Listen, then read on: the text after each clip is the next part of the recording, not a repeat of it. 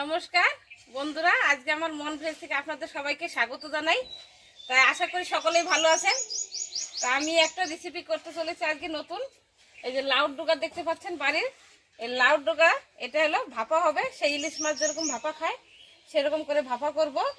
তা আমি এই শাকটা কেটে নিই। এই যে ছোট করে কাটতে হবে, ছোট ছোট করে এরকম করে কাটতে হবে। এটা লাউ ডোগার ভাপা।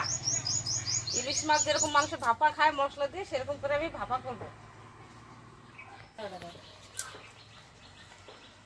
ওই দেখো দেখি সুন্দর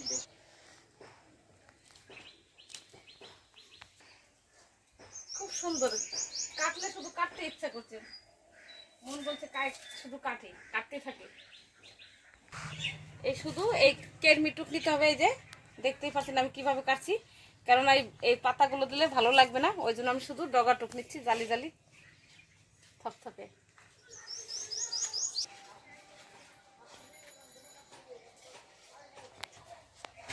এই যে আমি লাউ ডগাগুলো কেটে নিয়ে এসেছি, দেখেন কত সুন্দর, দেখতেই তো খুব ভালো লাগছে, খেতে তো আরো ভালো লাগবে।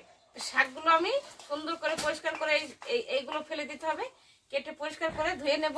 দেবো তাই বলে দিচ্ছি, কিছুটা পোস্ত, অল্প করে কালো সর্ষে, 4টে কাঁচা ঝাল, অল্প একটু আদা, এটা আমি একসঙ্গে বেটে নেব শিলে। এই যে আমি সুন্দর করে পরিষ্কার করে নিচ্ছি, যেভাবে কেটে সাইজ করে নিচ্ছি টিফিন বাটির মধ্যে। এই টিফিন বাটির মধ্যে আমি সিদ্ধ দেবো। এই মশলাগুলো শাকের সাথে মাখবো, মেখে একসঙ্গে বসিয়ে দেবো। গ্রামের পদ্ধতিতে খাবার শাক সবজি ভালো লাগে, ওই জন্য আমি শাকেরটাই বেশি করি।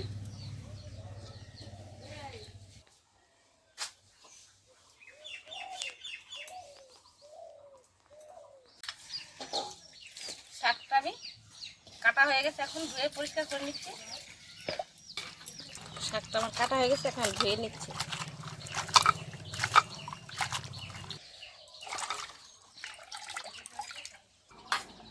এই যে আমি পোস্তটা, এই শস্য দিয়ে পোস্ত দিয়ে আমি একসঙ্গে বেটে নেবো শিলে।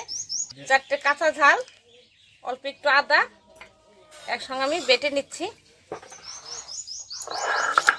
শিলে বাটাটাই ভালো লাগে, তাই না কাকি? যে মানুষের যে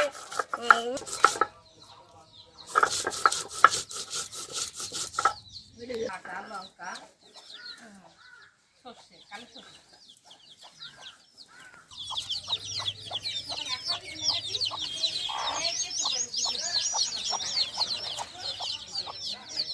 আমার এটা মশলাটা বাটা হয়ে গেছে, আমি এখন শাক দিয়ে সবকিছু মেখে নেবো। ইলিশ মাছ যেরকম মাখায় ওইভাবে আমি সব মেখে নেবো, তেল দিয়ে, হলুদ, লবণ। এই যে আমার শাকটা বাটির মধ্যে দিয়ে দিলাম।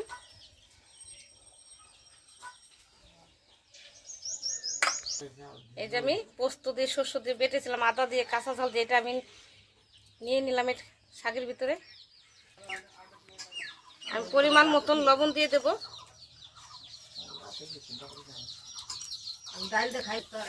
পরিমাণ মতন হলুদটা আমি নিয়ে নিলাম, অল্প করে দেবো, শাকে বেশি হলুদ লাগে না।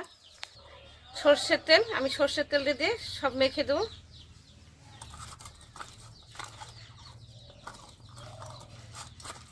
এই শাকের গায়ে মশলাটা আমি ভালো করে মেখে দিচ্ছি। তারপরে এর মধ্যে হালকা করে একটু জল দেব, জল দিয়ে আমি ঢেকে দেব। তারপর আমি অল্প একটু জল দিয়ে দিচ্ছি পরিমাণ মতন, শাকটা সিদ্ধ হওয়ার জন্য। শাকটা যেরকম সিদ্ধ হবে সে ততটা জল দিতে হবে।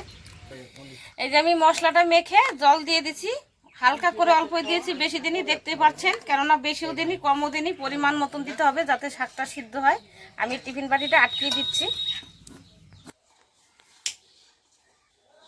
উনুনটা আমি ধরিয়ে দিচ্ছি।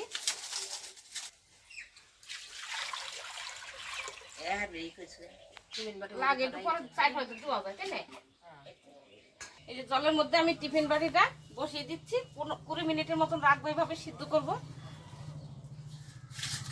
এই যে আমি টিফিন বাটিটা বসিয়ে দিয়েছি, 20 মিনিটের মতন রেখে দেবো, এইভাবে ফুটবে, তাহলে ভিতরে শাকটা সিদ্ধ হয়ে যাবে। তারপর নামিয়ে আমি ঘি দিয়ে মাখিয়ে নেব। না বুঝা বাবা, এখন আর কিছু না, চান।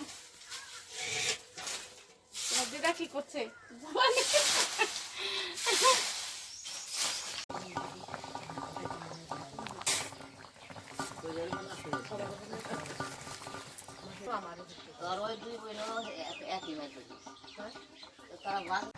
এই যে আমার এই শাকটা ভাপা দেওয়া হয়ে গেছে, এখন আমি নামিয়ে নিচ্ছি টিফিন বাটিটা উনুন থেকে। আবার গরম কত, নামাবো কি করে।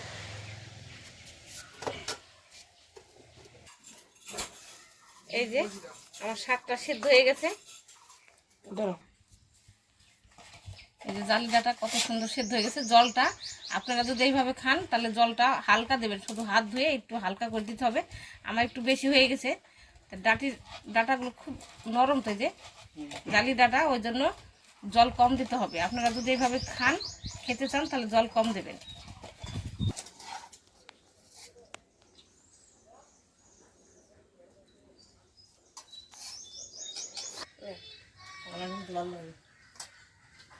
তো জলটা কম দিতে হতো, তা আমি খেয়ে দেখছি কিরকম হয়েছে।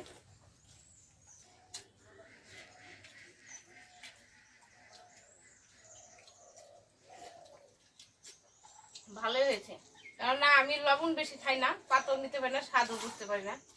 আমার আবার হাই প্রেশার আছে, আমি লবণ খাই না, একটু লবণ দিলে একটু স্বাদ লাগতো। আর আপনারা এই শাকটা হলুদ কম দেবেন, জলটাও কম দেবেন, তাহলে ভালো লাগবে খেতে। জালি জালি ডাটা তো, এইগুলো তো এমনি জল ওঠে, তো অল্প করে হালকা করে জল দিতে হয়। তো আমার একটু হয়ে গেছে জলটা বেশি, আমি বলছি। আর হলুদটাও কম দেবেন, শাকে তো। আমার এই ভিডিওটা আপনাদের কেমন লাগলো, আপনারা রান্না করে খেয়ে দেখবেন, আশা করি ভালোই লাগবে। আমার তো ভালোই লাগছে, লাউ শাক তো ঠান্ডা জিনিস। আর নতুন ভিডিওতে আপনাদের সঙ্গে দেখা হবে। আমার সঙ্গে থাকুন, সুস্থ থাকুন, সবাই ভালো থাকুন। আমার এই ভিডিওটা দেখার জন্য আপনাদের সকলের ধন্যবাদ। তাই দেখা হচ্ছে আবার পরের ভিডিওতে। টক দিলে আর দিলে ছিঁড়ে দিলে ভালো।